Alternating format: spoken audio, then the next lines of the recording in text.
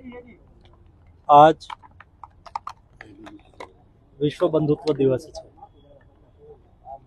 11 September 1893 में स्वामी विवेकानंदे विश्व धर्म परिषद शिकागोनी अंदर एक ऐतिहासिक उद्बोधन कर्યું હતું। स्वामी विवेकानंदे देश અને દુનિયાની અંદર બંધુત્વનો સંદેશ આપ્યો હતો। હિન્દુ શાશ્વત સંસ્કૃતિ વિશે દુનિયાને માહિતગાર કરી હતી। એ દિવસ વિશ્વ બંધુત્વ દિવસના રૂપમાં મનાવવામાં આવે છે। રામકૃષ્ણ મિશન સંસ્થા આ દિવસને સમગ્ર દેશ અને દુનિયાની અંદર ઉજવી રહી છે। સ્વામી વિવેકાનંદે કહ્યું હતું કે મને 100 યુવા નચિકેતા મળે જે રાષ્ટ્ર પુનરુદ્ધાર માટે અમને ઉપયોગી થઈ શકે।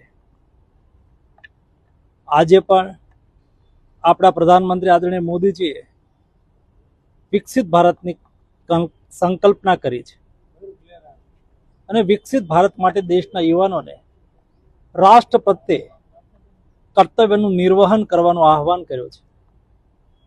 આજે ચોક્કસ રીતે દેશના યુવા રાષ્ટ્રને સમર્પિત, રાષ્ટ્રના વિકાસને સમર્પિત અને વિકસિત ભારતની સંકલ્પનાને ચરિતાર્થ કરવા માટે અગ્રેસર થઈ રહ્યા છે।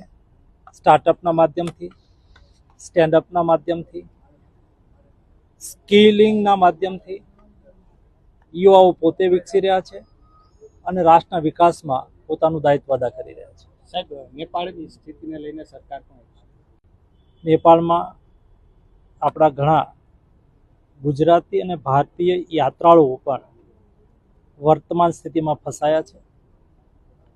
આપણું વિદેશ મંત્રાલય, આપણું વિદેશ દૂતાલય જે કાઠમંડુમાં છે એ પણ આપણા બધા શ્રદ્ધાળુઓ ભારતીયો એ સુખરૂપ ભારતની અંદર પરત પહોંચે એના માટે પ્રયાસ કરી રહ્યા છે।